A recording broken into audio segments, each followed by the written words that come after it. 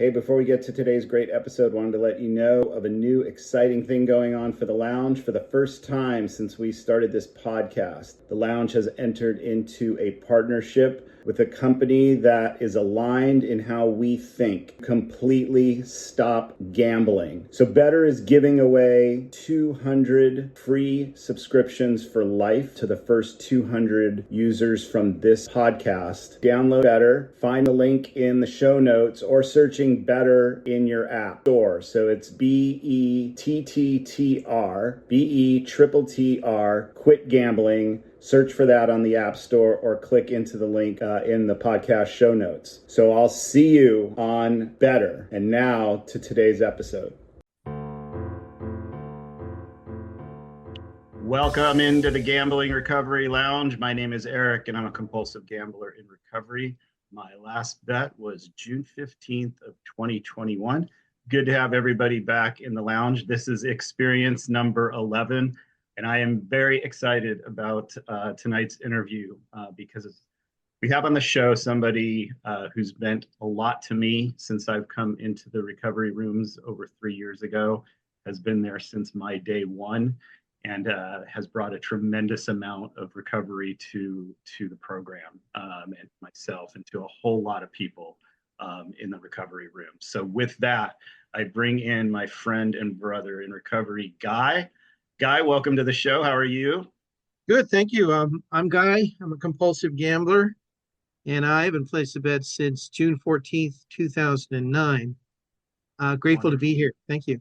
Thank you, Guy. So that's over 15 years, and Guy and I are separated by 12 years and a day. So I always remember that when we go into our meetings and such. So to kick it off, as we always do, we have our icebreaker topic. And so, Guy, this is your opportunity to talk about what song do you relate most to your recovery, and a little bit about why that is. Well, one song I thought of, which was really a very positive song, is I Can See Clearly Now by Johnny Nash from 1972. I think it's just a very positive, uplifting song because it kind of illustrates someone who is coming out of I guess a darkness or a fog, and I relate that to my recovery.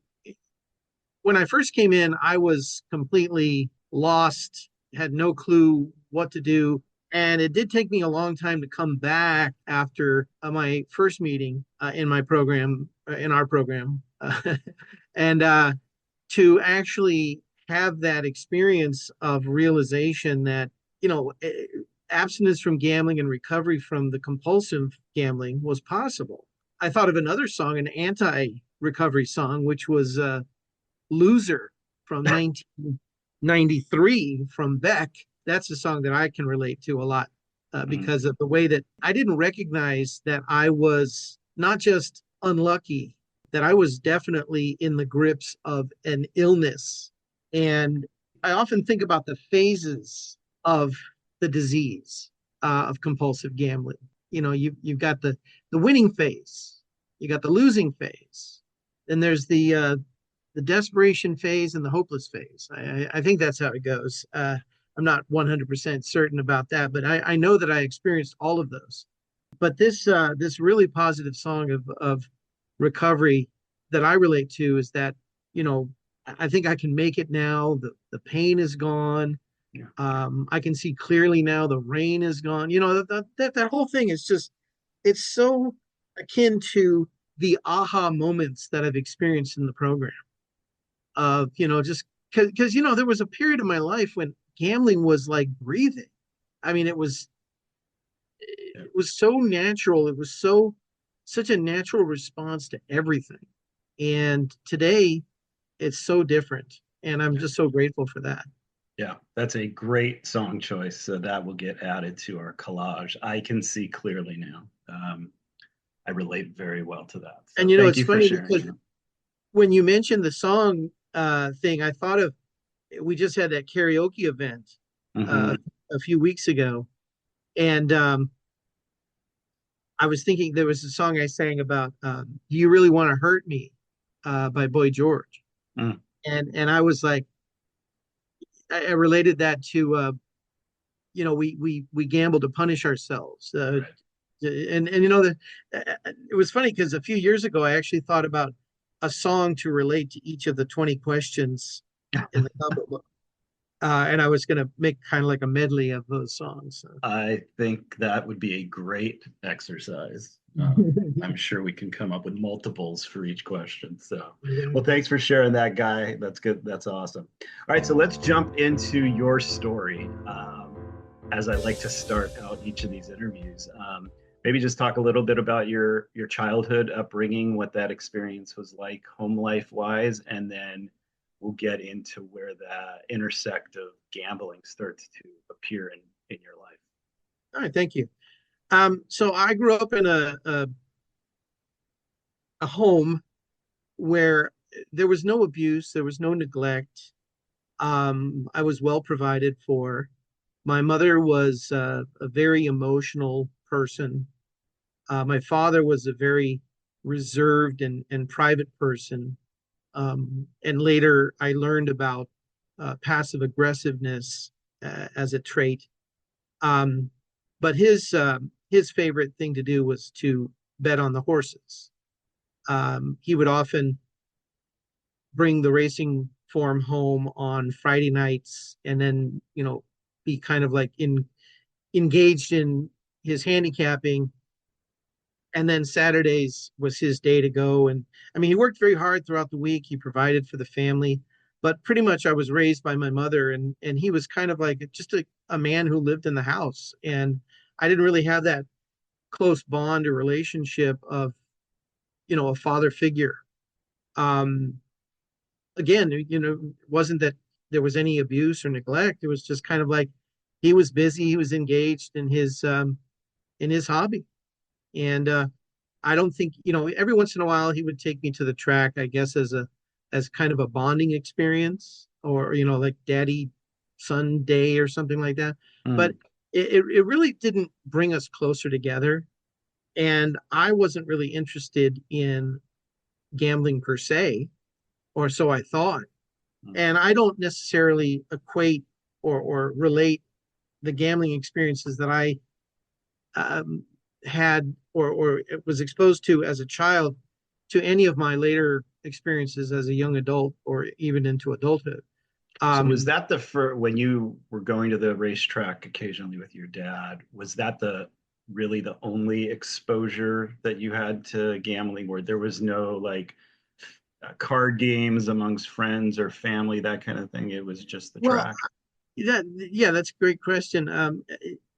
I do remember a family vacation where we went to Lake Tahoe, and we were walking by a casino, and I heard the sounds of the machines, and it was very intriguing. And I remember in particular, it was like I used to approach newspaper racks, if anybody remembers those. And I would always try to find if there was change in the little return slot. But yeah, I mean, gambling seemed to be something that was for the adults, and I wasn't really into it. We did play this game called Rummy or something where you collected chips if you got certain runs of cards and everything. But those were just kind of like little plastic discs, and they didn't really represent money. Um, Although when I was in junior high, I did steal a deck of cards from a store. Mm. Um, and I did play blackjack on the bus with companions for a dime a hand. And I played the house, the dealer.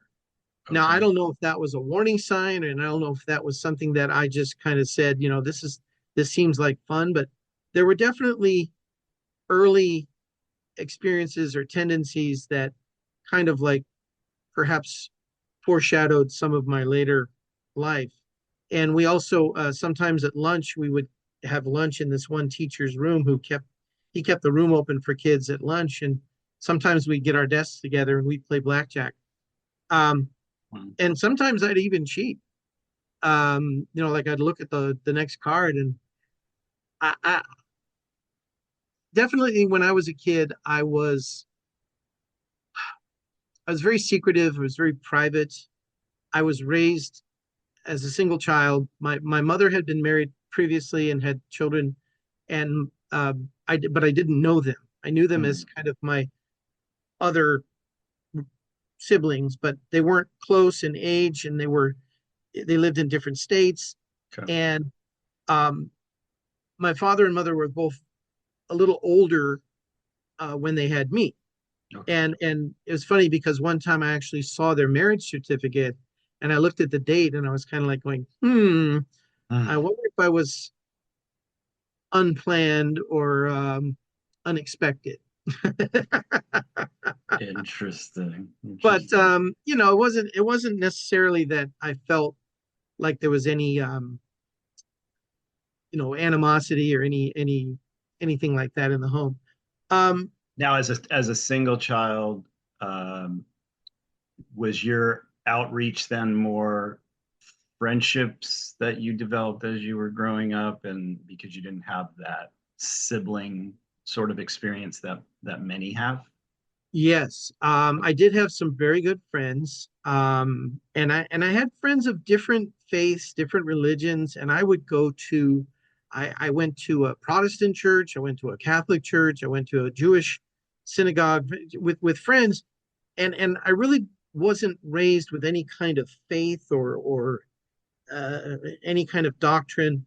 And I was actually as a kid, I was searching for something. I was searching for a place, and my parents weren't certainly were not anti-religion. My mother always described herself as an agnostic, Mm, and she explained to me what that was, and I said, okay, interesting. But I mean, when my friends, they were off doing their thing, going to church on Sunday or going to, having bar mitzvahs and bat mitzvahs and everything. And I was like, what is all this? What is this about? So mm, I did have friends of different religions, and I used to go and see what was going on. But as a younger child, living by in a single as a single child, I developed a very rich inner fantasy world. I had imaginary friends. I had um, a stuffed animal, which was Snoopy, and that was my companion. And mm. I would actually talk to Snoopy, and I would voice the Snoopy's voice back to me. And so I don't know if that was a sign of any mental illness, but I certainly had a rich inner fantasy world, which kind of relates to the fantasy world of the compulsive gambler. I've Right. often thought about that. Did Uh, you find in your household, talking about the relationship with your parents, that it was a fairly because I described this too about my upbringing. My house was a very non-emotional house, like just like you, no abuse. Everyone got along fine. It was just me and my brother and my parents, but there wasn't really that inviting space to share feelings, to really sit down and dig into anything beyond a surface level. And I think it led to some of my own struggles emotionally when I really look back with clarity. What do you think that experience was like for you? yeah, it was not an environment of let's talk about how we're feeling. I definitely relate to that. And most of the time it was my mother, you know, giving me discipline and orders in a certain way, clean your room, set the table, blah blah blah. Mhm. Um, but if I had any emotional problems or anything like that, I didn't feel like there was an opportunity to discuss those things. Got it. Now, I also, as a kid, as a young preteen, I had the opportunity in the summers to go to a drama workshop um, at a university here in the San Fernando Valley, and I did enjoy for those few weeks singing and learning to dance and physical activity, and I had a lot of friends there, and we did musical theater, we did plays, and also the kids did the things like we decorated the sets and did the lighting, and we learned a lot about that. And I was interested in a career at one point in the performing arts. Mm. Um, my parents actually, they had worked at a grocery store that was right across the street from the Desilu studios in Hollywood. Ah. And they would often go over there and have lunch. Um, and I was told sometimes about experiences they had meeting certain stars and everything like that. So at one point, my mother had told me a story about how somebody said, "Oh, your baby's so cute. You should get him into commercials and into the movies." And she told me, said, "Oh, I couldn't do that to you." And I said, "Mom, why couldn't you do that to me? You know, what was the problem?" But, later in life, as I started to see some of these child actors and how they get burned out, when they start losing that youthful charisma, and they start, the parts get more scarce, and then they get typecast, or the phone stops ringing, and then they end up in addiction and in drugs, and often suicide or death by drugs or alcohol. So I mean, that was kind of food for thought. I don't know if she was being prophetic, or if she just Mm. kind of thought that it was a good idea to keep me out of this line of work. But I was definitely drawn to performing and singing, and that's part of why I love to sing. Well, you're Um, very good at it. Yes, oh, thank you. we've enjoyed hearing you at different events. Absolutely. Okay, so we've kind of established, I think, the general background and how things were evolving for you as you grew up. So, what starts to happen now in Guy's life as you get maybe into high school years and beyond, and when does gambling start to appear in a much different way? That's good. So graduated from Hollywood High in 1985. That was also a performing arts magnet school. I wasn't a good student. I was kind of an average. I didn't really value education as a step up. I found school to be very mundane, and I didn't like learning about things. I was more of a creative person. Mm. Um, but after I graduated in 85, I had been to Vegas a few times with my older half brother. Um, and we went on a couple trips where I was actually underage, but the beard that I have now is pretty much the one that I had when I was that young. Oh, wow. And Okay. so I could pass for 21, Mm. and I never got carded. But I never really played anything that was, beyond nickel slots.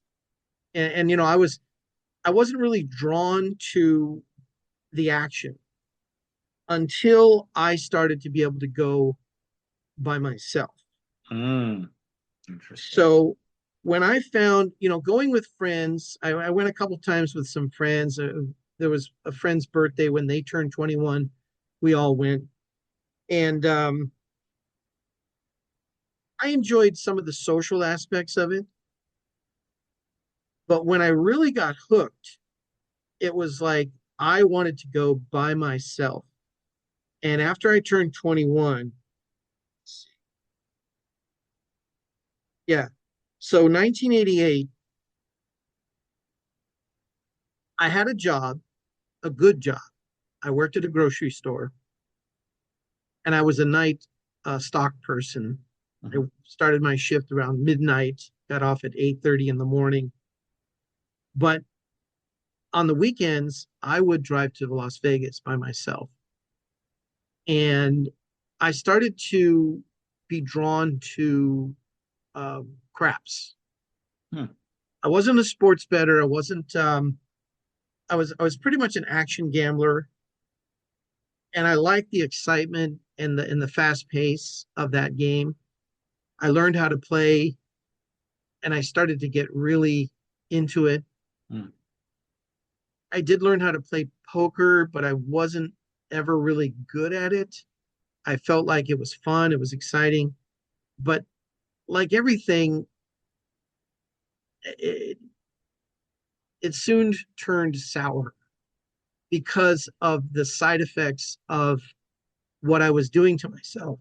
Excuse me.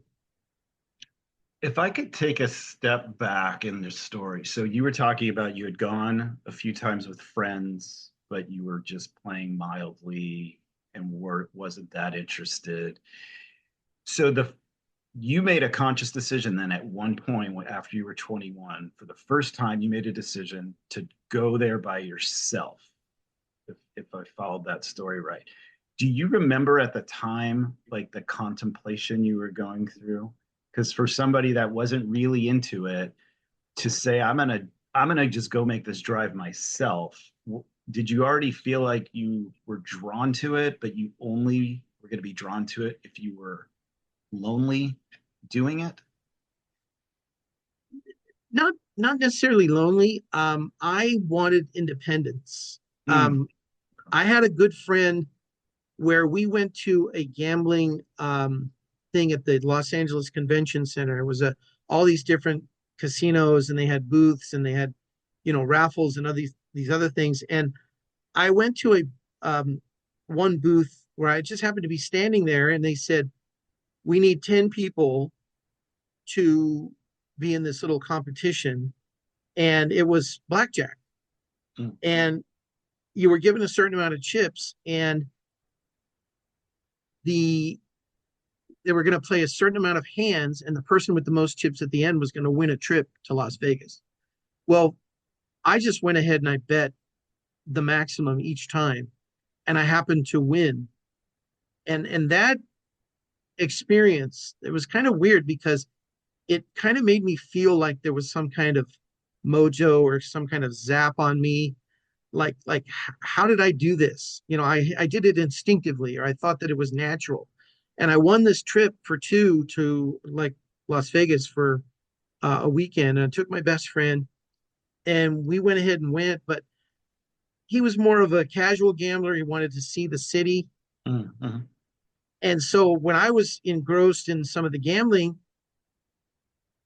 he was like, "Let's go, let's do this." And I started to get this feeling like I didn't like being told what to do or where to go or when to leave or when to, and Mm. and and being in Las Vegas for me was like, it was like you could go, if you weren't doing well in this casino, you could walk down the street and you just go to the next one.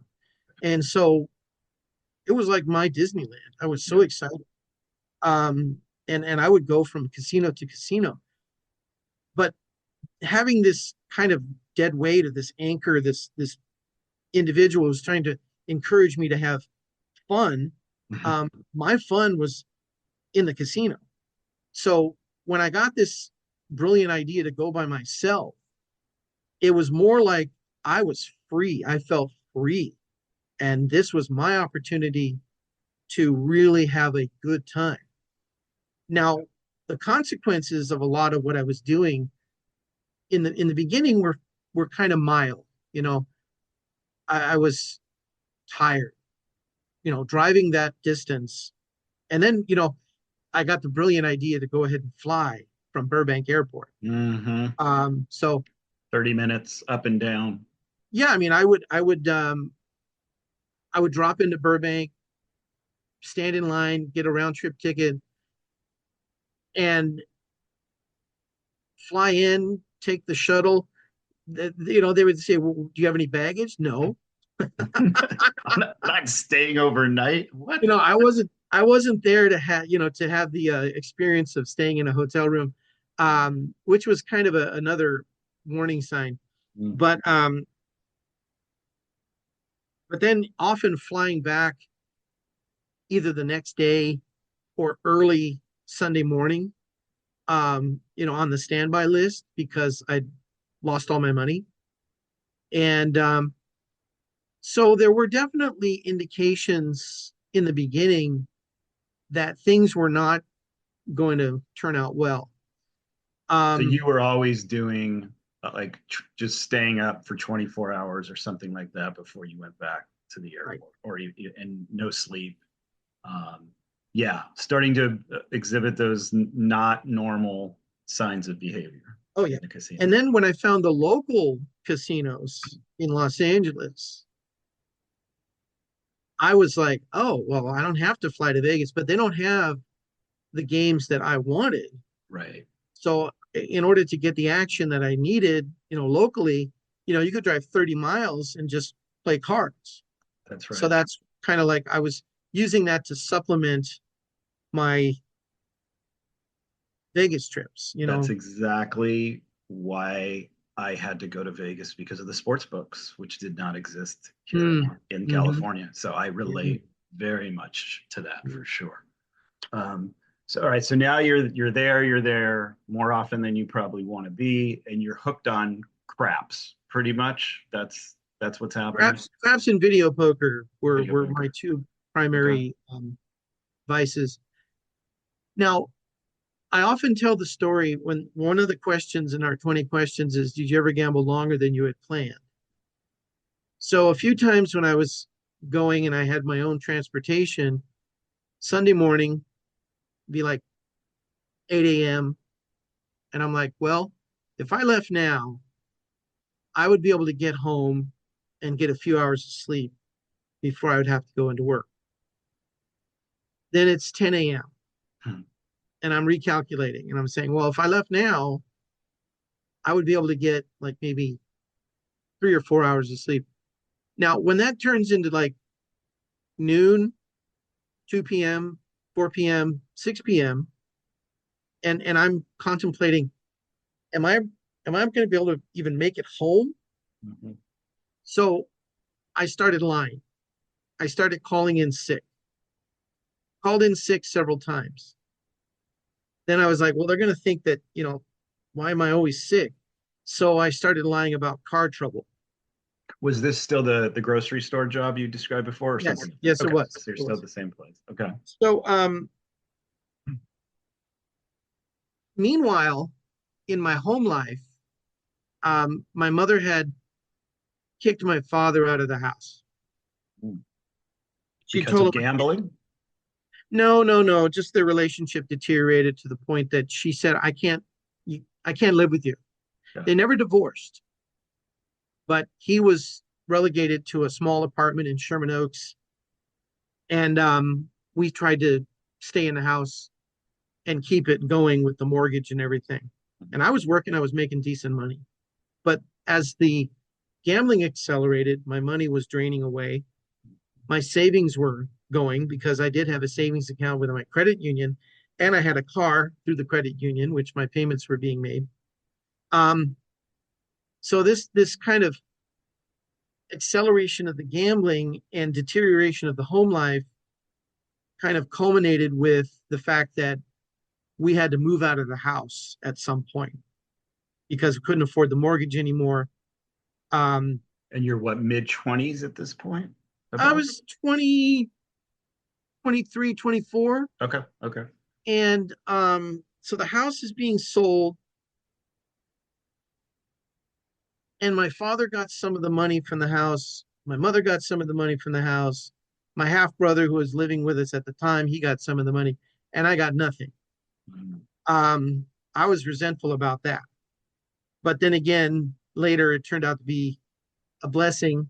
because if I had had access to that money, it would have all been Gone. completely wiped away. Yeah. Yeah. So in the early 90s, 91, 92, my employer decided to contact the security of our company and they came in with two investigators and started asking questions. I had also stolen some money that I found a way to have access to at the store, but I was never directly accused of that. I've made restitution anonymously for that through a charitable donation and writing a letter. But I was terminated and I was given my severance, which was about eight or eight hundred or $1,000 or something. Mhm. Well, my brilliant thought was immediately, let's go to Vegas and try to, you know, take this money and Parlay that into some. yeah. And so what I did was I went, I was out of control. I completely lost most of it, came back, and I had no place to stay. I was actually renting a room in a condo with some friends, and they had to move out because of my inability to come up with my portion of the rent. So not only did I lose my place to stay, they gave all my stuff away to Goodwill. Cool. So my clothing, my bed, my desk, I lost a bunch of stuff. So I was living in my car. Wow. And being homeless in Los Angeles is rough. Um, I didn't smell good. Wasn't eating, you know, good. um, and I finally said, I need to find my father because my mother had moved away back east to live with her Uh-huh. daughter Okay. and her daughter's two children, my niece and Did she, nephew. did your mom invite you to go with her? No, Okay. no, that was kind of like we had just kind of parted ways, and now she didn't really know that it was related to my addiction. I was kind of putting up a face of independence and saying, well, I'm gonna be my own person and make my own way. And because I had this decent job, but the gambling just started draining everything, all of my ambition, efficiency, funds, dignity, self-respect, my health. Um, Finally, I came back to the Valley, San Fernando Valley, and I found my father. Um, How long Now, had it been since you it had? was a month. I think I was out of contact. Nobody knew where I was. When I found him, he said, "Where have you been? I put out a missing persons report on you. I was so worried," and I was actually kind of surprised that you know he had this reaction. But instead of him kind of rejecting me and say, "Look, you put yourself into this situation. You have to get yourself out of it," he offered me a place to stay. And I went to our union representative, explained my situation, and the word compulsive came up related to gambling. I didn't understand the concept of compulsive gambler or gambling addiction. I knew I had an issue, but I didn't know that it was as deep as it really was. And the compulsive aspect was misinterpreted by somebody who was asking me questions about like obsessive compulsive disorder, washing your hands frequently or checking the door. And I said, no, no, no, that's not it. Mhm. It's gambling. So the recommendation was that I go to a treatment program, a 12-step program. And I had no idea what it was all about. I went to my first meeting and I was asked our 20 questions, instinctively answered yes to all 20. Mhm. It was like they just perfectly made sense.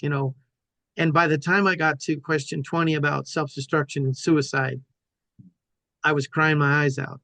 Wow. And it was just such an emotional experience of somebody understands Yeah. what this is. But I Did was it, so, did, did they read the whole 17-page combo book at that first meeting of yours as well as the 20 questions? I actually don't recall, Okay. but I I do asked recall. that because Yeah, I go ahead, sir. I'm sorry. I do recall the experience of the 20 questions because I remember just reacting so instinctively to those questions and saying yes, yes, like like somebody gets this. Somebody knows what I've been going through, Right. You which was follow me which was around my yeah. whole, yeah. That's what I felt like when I first read all these pages in the comic. It was like somebody was walking around documenting my life. 25 years. How do they know every sentence? Because every sentence seems to be right on the question. Yep, I get that. Yeah, right. Okay, so wow. So you break down completely in this first meeting. and then what Yes. happens? Well, I had this common misconception that I was unique. I was different. I wasn't like these old guys. And I remember specifically that there were several gentlemen in that first meeting that I went to. I don't remember any ladies, by the way. And that's another topic that we can talk about. You know, Yeah. the resurgence or the not resurgence. That's a poor choice of words. The Evolving. inclusion Yeah. or the evolving of more women, as I've noticed over the years that I've been in the program. Um, but my arrogance, my blindness to the illness was so strong that I thought all I needed to do was, now that I knew the consequences, now that I knew what the possibilities were, I was going to gamble smarter. I was going to not bring a certain amount of money. I was only going to bring a small amount of money. I was only going to play for a certain amount of hours. And I didn't really take the program seriously. So I had been in for a few meetings, but I didn't really make a personal connection because I had this barrier that I could not either see through or I wasn't willing to accept that I was a compulsive gambler. And you were how old at this time of your first meeting? Do you remember? I don't remember the exact date, but I think it was like 93 or 94. Okay. And so I became a controlled gambler and I stopped going to meetings. I didn't develop any relationships in the program in my early days. I didn't have any strong bonds but I continued to live with my father. For 17 years, I lived with him. Mhm. So let's see, that was, and we gambled together sometimes. We actually went on trips together. Was he still going to the track a lot himself? Well, what actually ended up happening was there's a way you can bet over the phone. Oh yeah, I did that too. I did it And all. okay, so I moved in with him in 1992. So for 17 years, we lived together as kind of like roommates. Mm. And we would go on gambling trips periodically to Laughlin or to Vegas together, or even one time we drove cross country and we went to casinos in Illinois because he wanted to go to a racetrack that was up in Chicago um, or near Chicago. And we also went and visited my mother and the sister and her kids. So there was kind of like this atmosphere of gambling was acceptable as long as it was under control. Mhm. But it really wasn't under control. The illusion that I had was like that fog, that obsession, that it was still under the surface. You still wanted to gamble more than you wanted to recover. Oh, absolutely. Yeah. I Yeah. mean, and stopping was an option, but stopping wasn't like the most preferable option because I didn't really see a pathway. Oh, by the way, after I lost my job in 92, 91, I never went back to work for the store again. In 1995, I was working temp jobs with an agency, and I got a call from the coordinator at the office in Encino, and she said, I have a job that you're going to love. She says, it's right across the street in this bank building. And it's a filing job, it's an office job. They're really a great company and it's going to work out. And I said, no, I don't want to get something permanent because I wanted that flexibility of being able to go where I Mhm. wanted when I got it and, take my $160 paycheck and, do whatever I wanted to do. And by the way, I wasn't paying my father rent per se. I was kind of throwing a few bucks his way every once in a while. And that was my contribution to the living expenses. And that was also my immature response to, you know, being a responsible person, saying, Mhm. oh, I'm paying my way. I'm paying for my rent and my utilities, which I really Right, wasn't. right. But I got this interview at this company in mid 1995, around June. And I was hired as a temp. I actually got hired permanently on July 31st, 1995, and I've been there ever since. So I've been there Wow, almost 30 almost years, 30 years. Wow, congratulations. That is outstanding. despite the fact that I only started my recovery in 2009, my Right, serious, right. because something I truly believe is that when you are exposed to this 12-step program, the seed is planted and it doesn't go away. It's like it's there, you know about it. And finally in 2009, I said, I've had enough. Mm. I was encouraged by a friend to move out and get my own place. I managed to do that. And then I started to go back to meetings and I started to reintroduce myself into the program, into the principles, Mhm. into kind of the culture and the fellowship. Now, culture is a kind of a dangerous word, I think, because some people have the misconception that this is a cult. But in a way, I felt like I had had enough and that gambling had defeated me. You were sick and tired of being sick and tired. Oh my God, yes. I mean, Yeah, I finally, exhausting. and then I recalled the experience of that first meeting and those 20 questions and how I was so resistant to the idea that I was just like those guys who had lost their homes and their cars and their wives and their children wouldn't speak to them and their jobs and going to prison and Mhm. some I'd heard of people committing suicide and I said I never felt like that.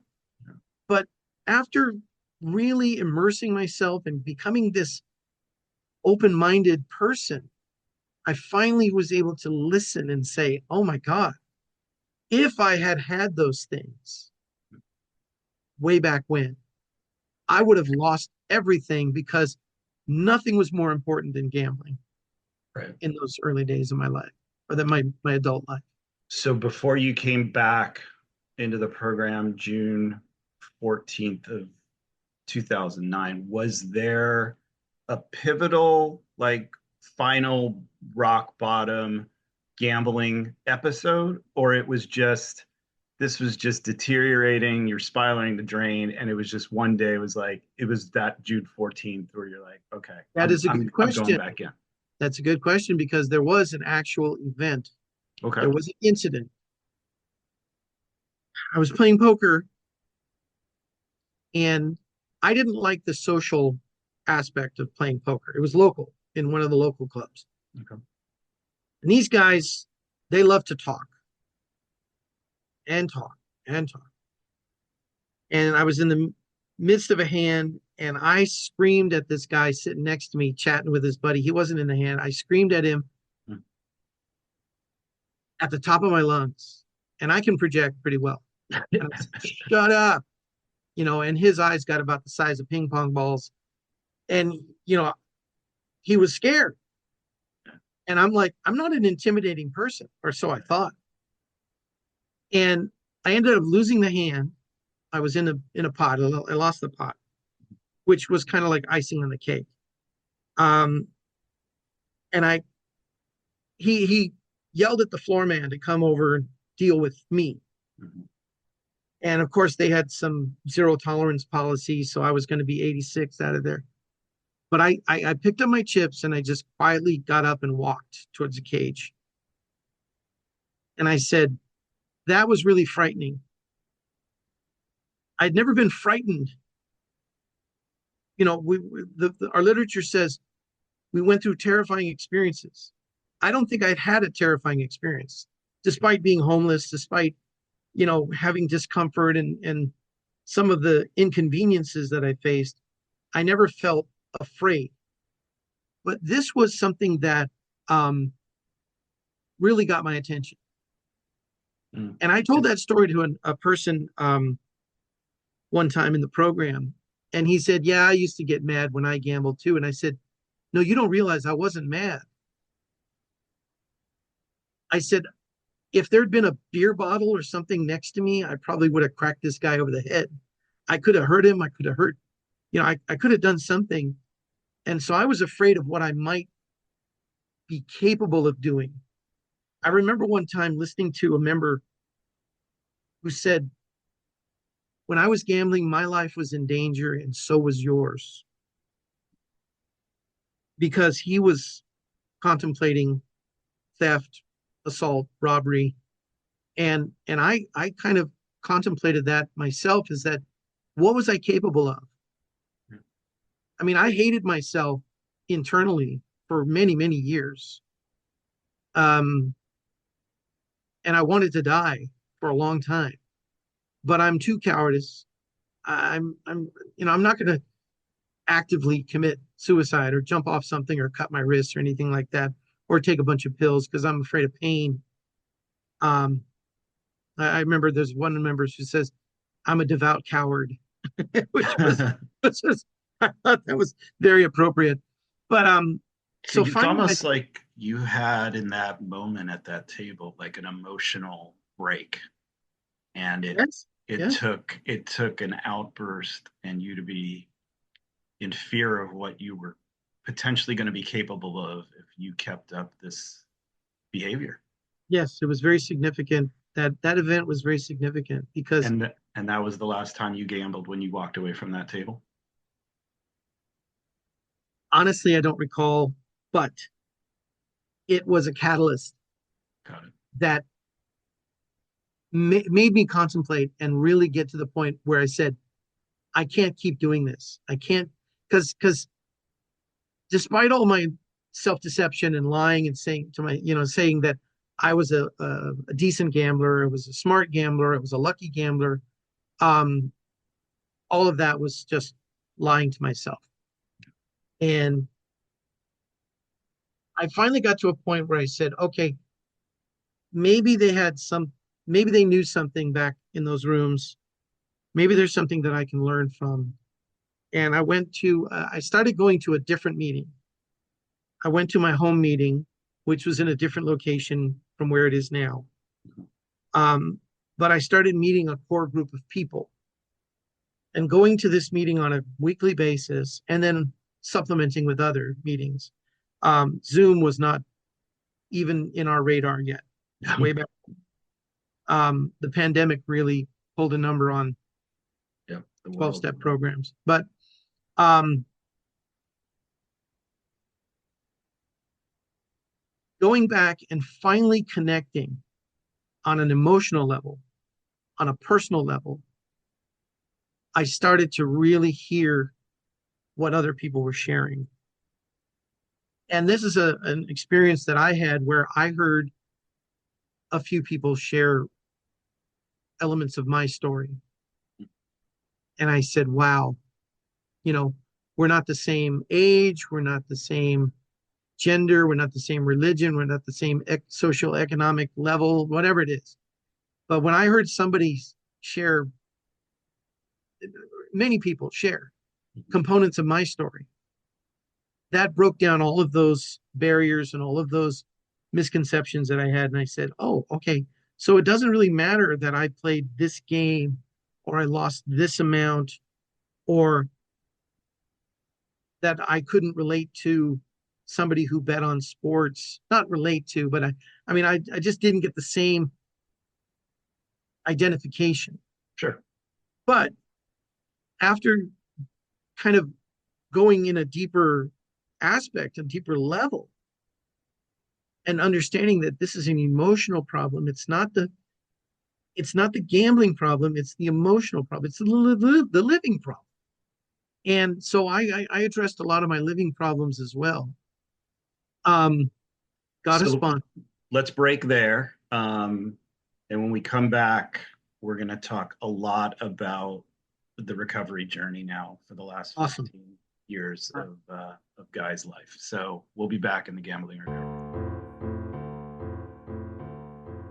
Welcome back into the Gambling Recovery Lounge. All right, when we left off, Guy, with you were starting to get into your story of coming back into the program and the experience of your first meeting back. So go ahead and carry on from there.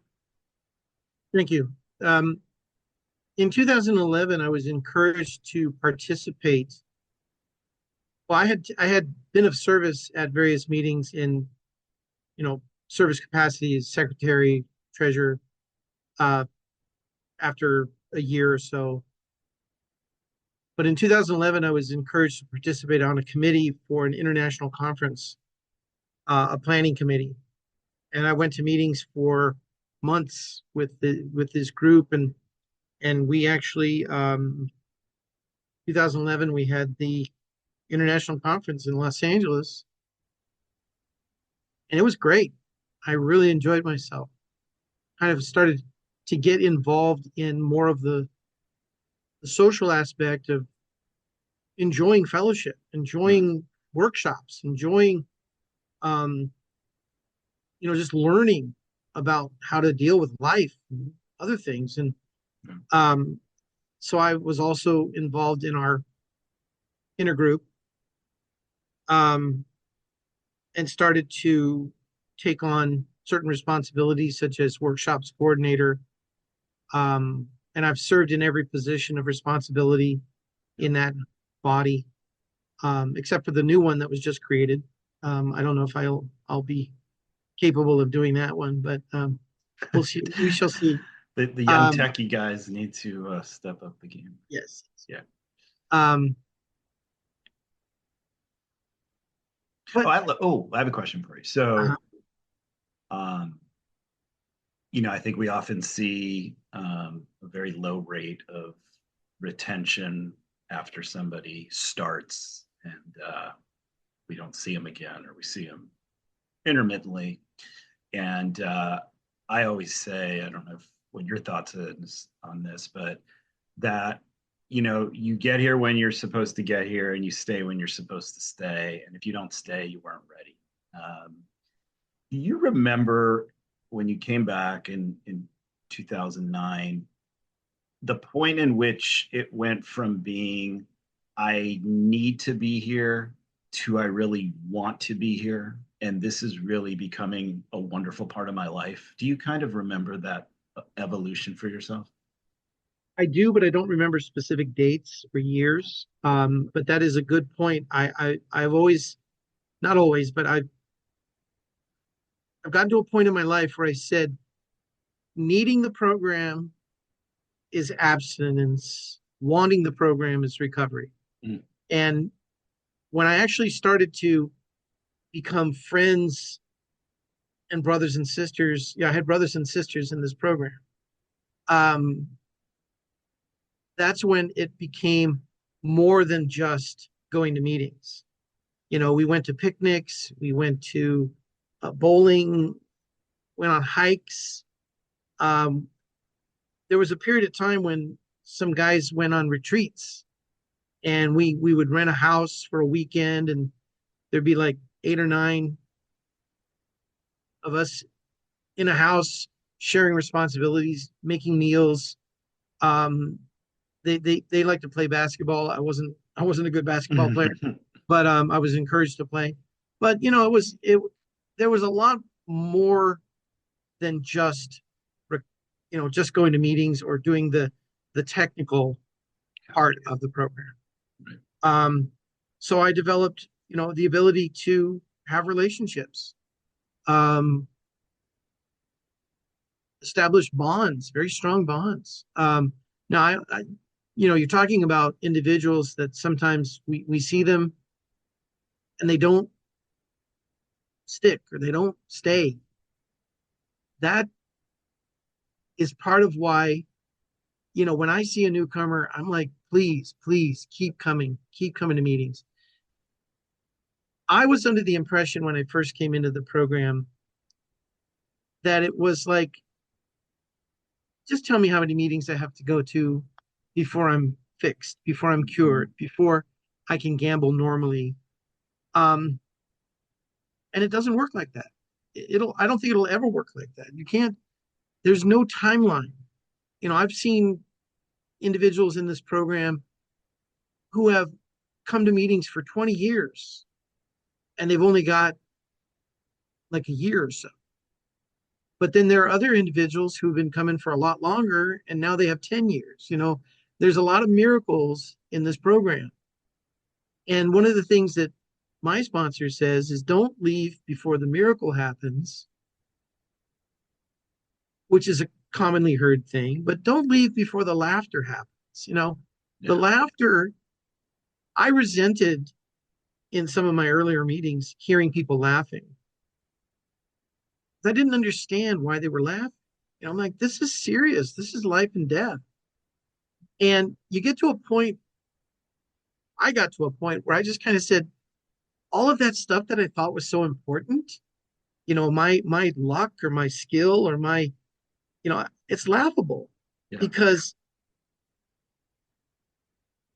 it's so immature. It's such a fantasy to believe that I was a good gambler, that I was capable of making it a career, being a professional. I wasn't very good at that job. No. And eventually when I decided to fire myself or to, quit the job, so many other things went right in my life. This career that I've had with this company that I've been with for so long, it's gone through a lot of different zigs and zags, but I've managed to save a lot of money in my retirement accounts. I've been very fortunate. I like using the word fortunate rather than using the word lucky, but it takes a lot of recovery, I think, to realize how very fortunate I am and how everything I always wanted from gambling, I got by not gambling. Yeah, absolutely. Now, I haven't achieved all of my goals, and I'm not even sure if I will or if I have any goals that I need to do right now. But the potential is always there. The opportunity is there. The resources are there. I have hundreds of people in my circle of associates, friends, whatever you want to, however you want to diagram it or map it out. There's a core group, there's a periphery group, and it just keeps going and going because I've been involved on a national level. I've been a trustee, I've been a regent, and I'm not saying these things to kind of pat myself on the back. It was my opportunity to be of service and to give back. And you took because it. I owe an incredible debt. And you're right. We get here when we get here and we stay if we need to stay. But I found a place where I could actually satisfy the desire to feel valued, to feel like a winner, to feel loved, to feel cared for, and to also be able to express that love and care for others. Yeah. Now, I'm not always perfect. I'm never perfect. And I think no one ever has a perfect recovery journey, but we're encouraged to grow along spiritual lines. And we touched on. I liked what you said about the laughter part. It's so funny that one of the guys that I sponsor, and we're both got that sports gambling past, and he's coming up on 6 months. But we were having this conversation the other day, just talking about the most outlandish kind of sports betting activity we did. I mean, just the unthinkable stuff when everything went online and you could bet on anything, right? And we were just having kind of this cracking up little banter back and forth. And I just told him, you have to be able to let it go. Because to hold on to those things and feel this deep shame, because you go from thinking you're the you're the worst person in the world who did things unimaginable, but that nobody else did. And then you find that that's just not true. I have found the best way to move on and feel better is to let go as much of that past as you can and just Yes. realize it happened. It was crazy at the time, but I wasn't the only one who was exhibiting these behaviors. So Now the dynamic that I grew up in, again, was a highly emotional mother, a very private and reserved father, and I managed to inherit this ability to experience intense emotions while I was gambling, but not express them.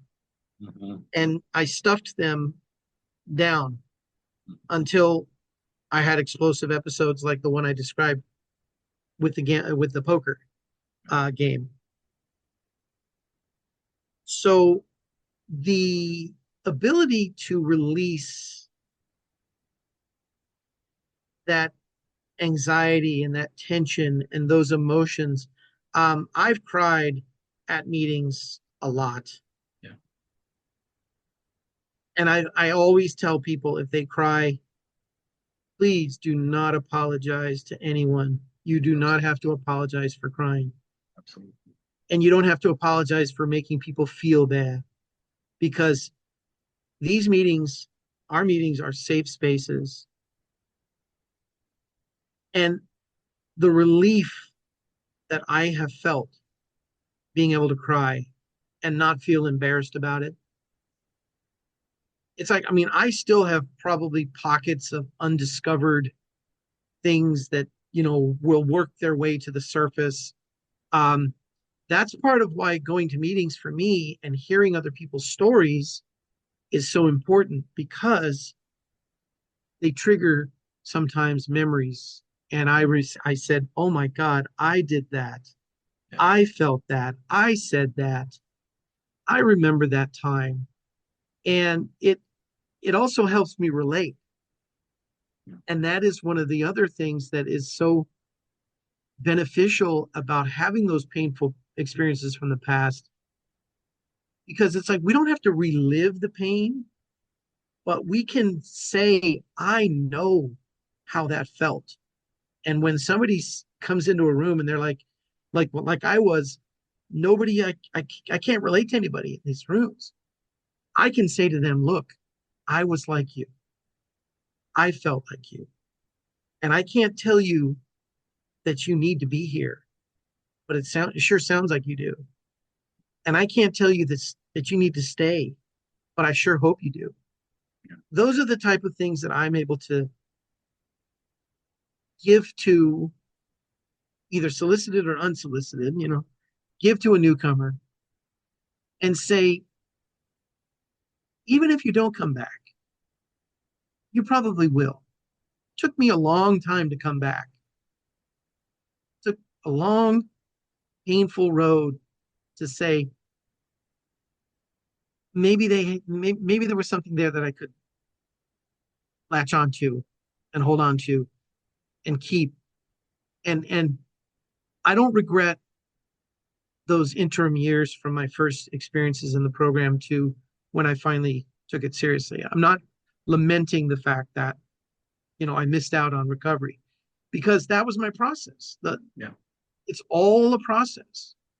And the fact that today I can sit here and I can go, wow, I'm so lucky to be alive today. I'm fortunate, not lucky. Um, but the struggle today is the living problems, the having patience, being kind. Um, there's a lot of character flaws. There's a lot of things that I need to work on still. But I find that I don't get angry as much. And even if I do, it dissipates very quickly. I don't get into arguments. I'm not an opinionated person. I have my opinions, but I don't feel the need to force my opinions or my will on other people, and I will not try to convince anybody to believe anything if they're not ready to, or if they have completely opposite opinions. So, I often was frustrated in my earlier days when I came back to the program, where I actually wanted to latch on to a newcomer and grab them and say, "Don't you realize blah blah blah blah blah blah blah." Right. But then I said, "Well, nobody did that to me, and I feel so much relief today."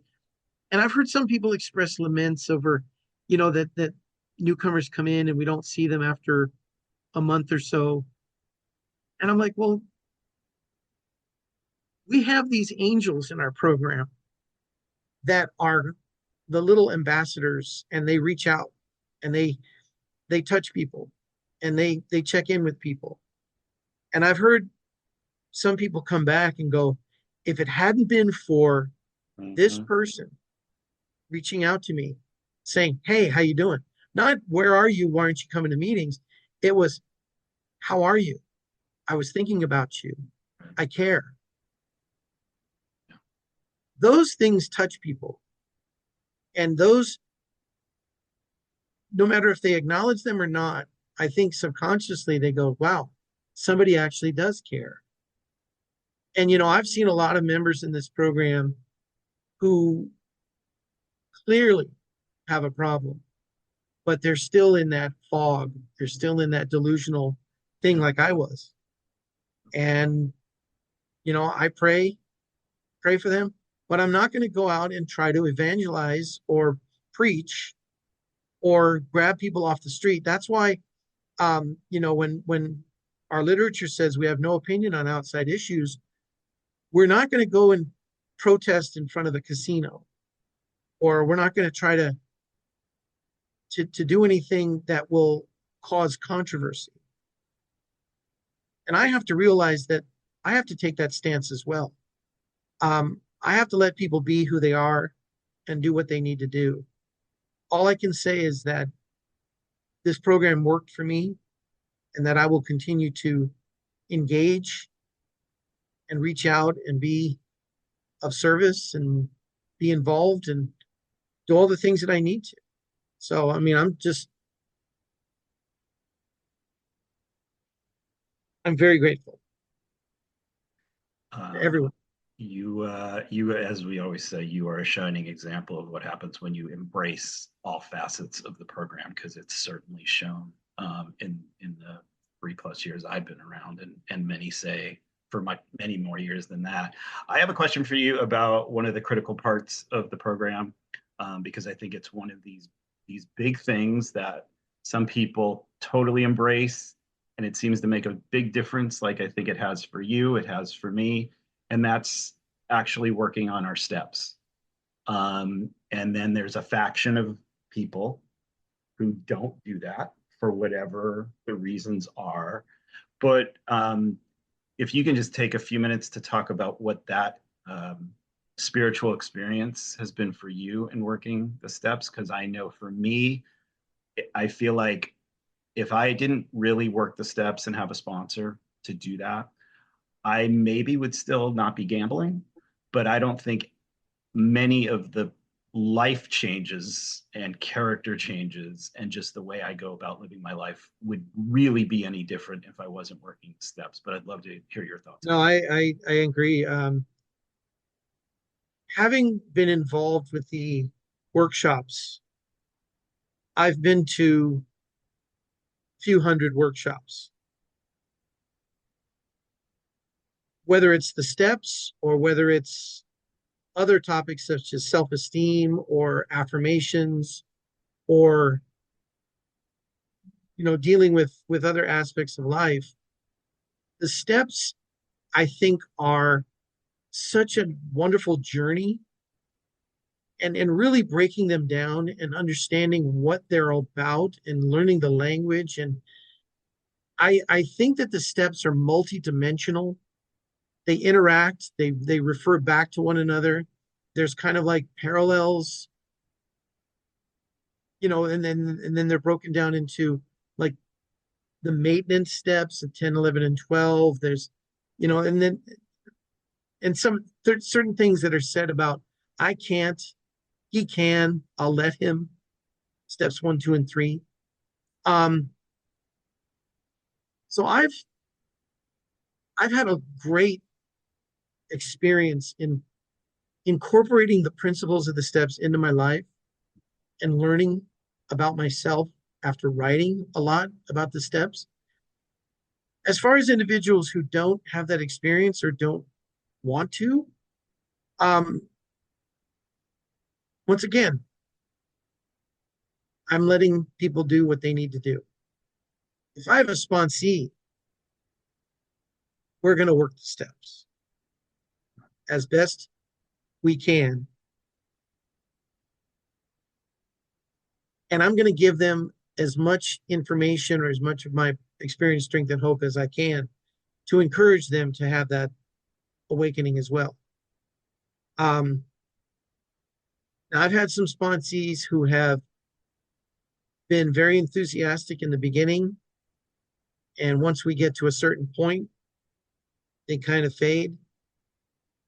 And there's kind of like this phase of meetings are enough. Fellowship is enough. But I often think that anyone who's not using the steps to their full potential is really shortchanging themselves. Totally agree. And it's not a becoming a good person program. I think it's not becoming a good person because I'm not a bad person trying to get good. I'm a sick person trying to get well. And the way that I can do that is to explore these concepts of powerlessness and turning my will over to a higher power and admitting that, I can't do this by myself. Rectifying the wrongs that I've done, the harm that I've done. Communicating with people that have harmed and saying, I'm sorry. What can I do to make it right? And even if I made amends to my father before he died. Even though I was living on my own, I still made living amends to him. And when he passed, I was so grateful that I had such a good relationship with him and that I had told him to his face, look, when I was gambling, I was unkind. I took advantage of you. I'm sorry. And I hope that you can forgive me. And he did. Mm. And that was a tremendous relief. Being able to say to him, look, I'm not here because of, I'm not here doing things for you because I feel guilty or feel ashamed. I'm doing them because I feel grateful and because I love you and you saved my life. He saved my life when I really was hopeless. Now, I had at one point attempted to encourage him to come to meetings or even go to the family program, the other loved ones affected. Yeah. Yeah. He didn't seem interested in that. Now, he was also a child of alcoholics. And I had also encouraged him to perhaps seek some kind of therapy or some kind of involvement in a program. Mm-hmm. But he did, those things didn't strike a chord with him. But he was never, he was always supportive of me and my program. And he never kind of felt like I blamed him growing up in a gambling household. Because I told him flat out, I said, look, I didn't relate to the horses like you did. Yeah. Somehow, when I got into a gambling environment, something got activated in me and it just clicked. And it was like, wow, And I've heard people talk about gambling in terms of drug addiction, and I can totally relate to that rush, that adrenaline, that high. But I can also relate to what I've heard about the crashes, the emotional crashes, the physical crashes, the devastation, and the desperation, because I experienced that intensely. So today, when I go through a day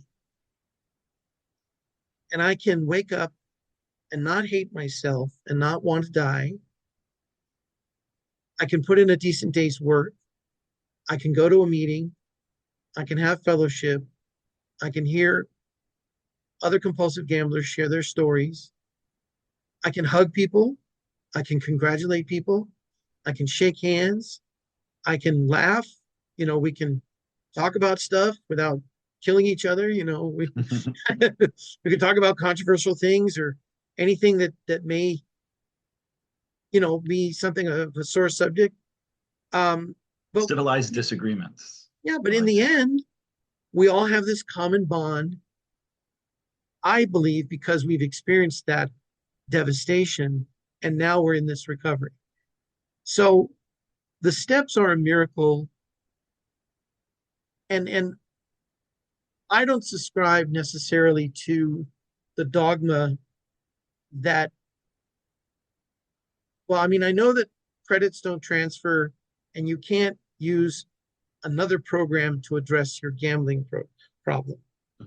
However, I think there's a wealth of information in other literature, outside literature, that really enriches the understanding of the steps. And I do own some of those books and I read them. As do I. And I've also become involved in another 12-step program addressing another issue of my life. And I have difficulty assimilating the steps into this other program. But my experience in my primary program has really helped me. And also the concept of being honest, open-minded, and willing. Yeah. In the beginning, I wasn't honest, I wasn't open-minded, and I certainly wasn't willing because I thought I could beat gambling. I thought I could defeat it because I was smarter. But I'm not. Yeah. I have to admit it. I have a disease. And I'm not ashamed of saying that, by the way. I know that there are some people who are very resistant to saying that they are compulsive gamblers. Somebody said to me one time, why would you want to constantly remind yourself of the worst thing you've ever been? And I said, well, that's not the worst thing I've ever been. So the worst thing I've ever been has been self-centered, selfish, egotistical, arrogant, mean. Right. I mean, not only was I interested in beating other players at the poker table, I got to a point where I was so miserable that I actually wanted to hurt people. I wanted to insult them. I wanted to demean them. I wanted to bring them down to my level. Yet, even when I tried, I wasn't very successful because I just kept hurting myself. And now my intention is not to hurt people. I may inadvertently do so, either through neglect or maybe not making that phone call or picking up that call, but I do, I think, embrace the principles of the program to the extent that I'm not in this active mode of deliberately trying to hurt others. And that is such a tremendous relief as well. For sure. Yeah, because being a mean person, it takes a lot of work. Oh, yeah. I like the saying one of our friends and brothers have in program. He says, simple. When we're gambling, we are the worst versions of ourselves. Oh And my when we're God. in recovery, we are the best versions of ourselves, right? So it's the same issue. It's here's what we became as addicts, and now here's what we're doing in our life because we're recovering from that addiction. And like you, I wear it as a badge of honor. I maybe overly share in the world sometimes that this is who I am. This is where I've That been. This certainly is what is I've your done. choice. Yeah. And quite honestly, it's not only adds to my recovery. I have found that just about any person, especially a stranger, who maybe I do a ride share for, and they get in the back seat and we're just chit chatting, and that somehow comes up, and they're like, "Wow, that's amazing that you went through that." Like, I Yeah. think if you just open yourself up and let it out and don't keep everything bottled up, it just creates this tremendous relief, and really, for me, has excelled recovery for sure. So thank you for sharing all of that about the steps. Um, what you talked about with the relationships piece and connecting with people, I mean, I relate so well. And I have to tell, before I get to the last question I want to ask you, I have to tell our little zoo story, Guy, because for me it really represented something so critical. So the audience, give you this nugget. I had about 90 days in the program, and I had just been going to meetings. I got a sponsor. I was starting to work steps, but I really wasn't doing anything with connection outside of that. And then there was this social event that was being advertised to go to the LA Zoo on a Sunday after a meeting, and I was telling my partner, I said, I think I need to go because they're talking about, there's going to be refreshments and fun and laughs. And I'm like, I don't know how many people are going to be there, but I think I need to step outside of my box and go. So I saw a guy at the meeting before, and he said, "Hey, are you going to the zoo?" And I said, "Yeah, I'm going to go." He said, "Oh, okay, cool. I'll meet you there." So I get to the zoo, and Guy had already entered the facility. So I called him and I told him, "Okay, I'm walking in the gate." So I walk in, and he meets me, and we start walking a little bit. And I said, "Well, where is everybody?" And he said, "This is it. It's you and me." And at first I think, scared because I was for the first time in a one-on-one situation, and I had met Guy a few times, but I was a little terrified. Like, what am I going to do now? Because I was such an isolationist as an Mm. addict for so many years. And so the next, I don't know, 2 hours maybe, it was just Guy and I strolling around the park, having a great time. And that was the day that I got to pick your brain about everything related to the program. And you were so generous, so kind with all the and patient. And, that connection that we had that day, I don't know why not another soul was there, but I am so grateful for that day because I don't know, that I would have ever had an experience like that, had it not just been you and I. So it somehow worked out. But my beyond sharing that and saying thank you again, it really does get to the heart of that point about that this program offers so much more than just abstinence and not making the next bet. You really can have a total life transformation in so many ways. And for those of us that did isolate for all those years as an addict, and I was certainly one of them that wanted to escape and run from anything, those kinds of experiences, and now I've had so many of them in different ways in this program, have been total miracles. So, Yeah, you know, you've made a lot of changes. I've seen the growth. I've seen you've taken the information that you've absorbed like a sponge and utilized it to make some very important decisions in your life. And I'm amazed at your recovery and your trajectory. thank you. Um, so it, and this opportunity to talk about, the addiction and the recovery, um, I really appreciate it. You know, you and Alyssa have really taken this to another level with this podcast. So thank you very much. Thank you, Guy. I appreciate those kind words. So the last question I'd like to ask you is, I think you touched on it a little bit, but for the newcomer, for the person who's realizing what's in front of them, they're at day one, or they keep relapsing and they can't figure out, what do I do? I don't know how to stop gambling. What words of wisdom do you have for those individuals out there? Because we see them coming in droves now because of what's happening in our society. So what's the best piece of advice you can give? Well, that's interesting because thank you for the question. I was in a meeting where we had a newcomer, and this particular meeting has a question and answer session. So when the chairperson asked if anybody had any questions and nobody raised their hand, I raised my hand and I said, I asked the group, how did you break down that feeling of being different from others in the room?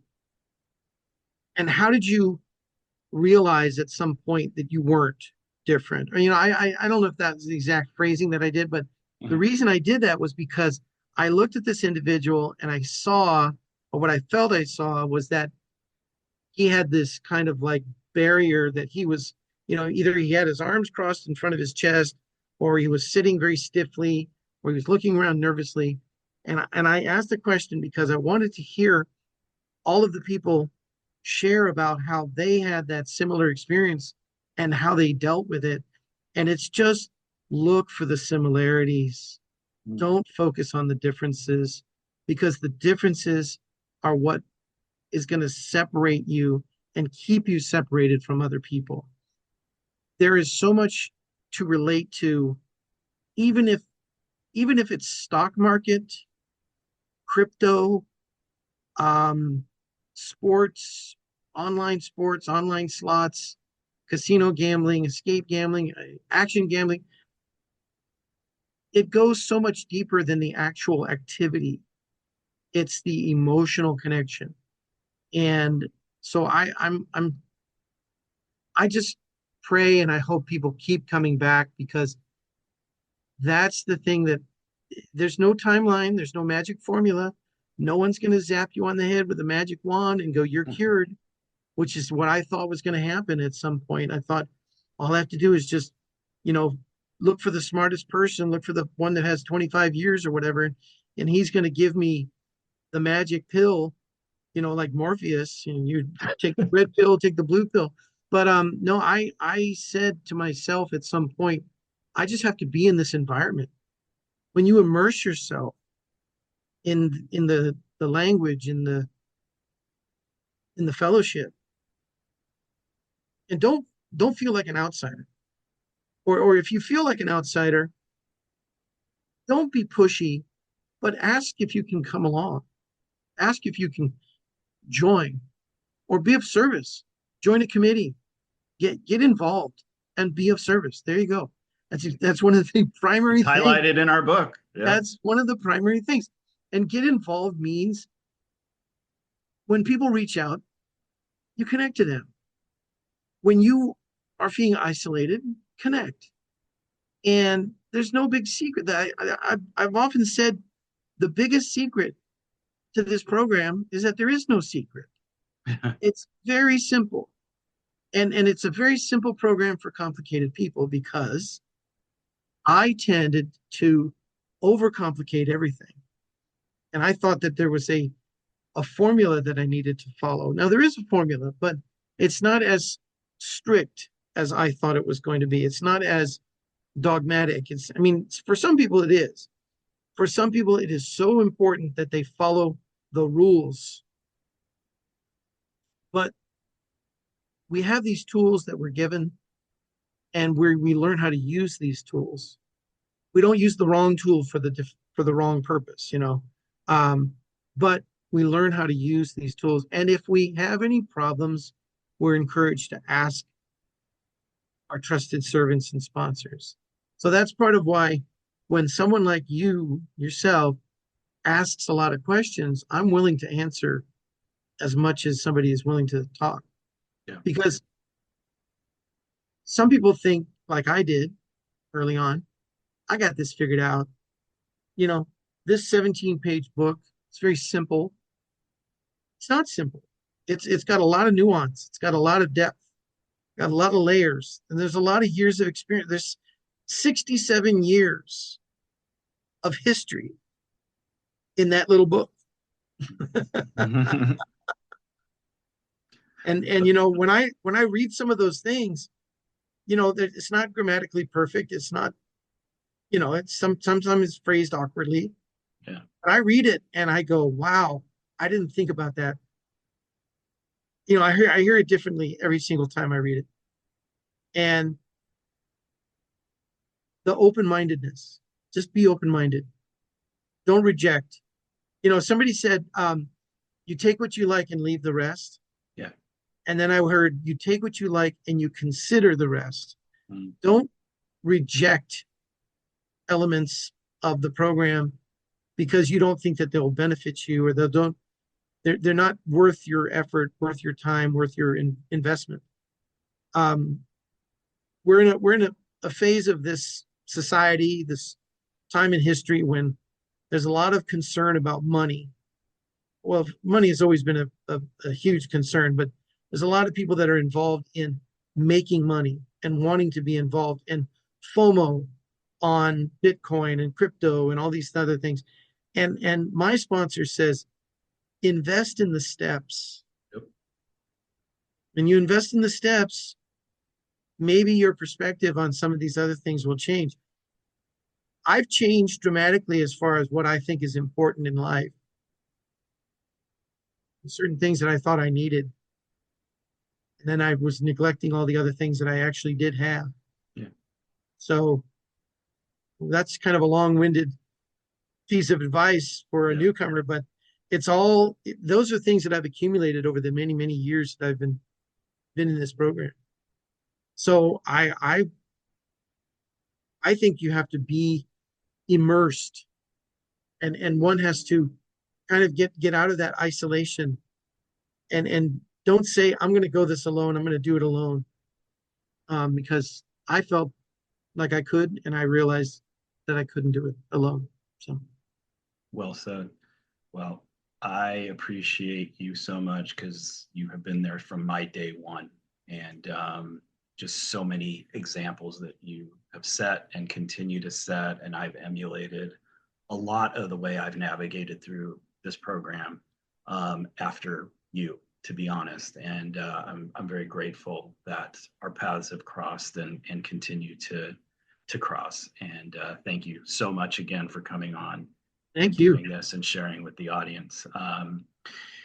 Well, that is a wrap on experience number 11 in the Gambling Recovery Lounge. So thank you again, Guy, for coming in. And everybody, please come back for experience number 12 very soon. We'll be back talking with you again soon in the Gambling Recovery Lounge. Have a great night.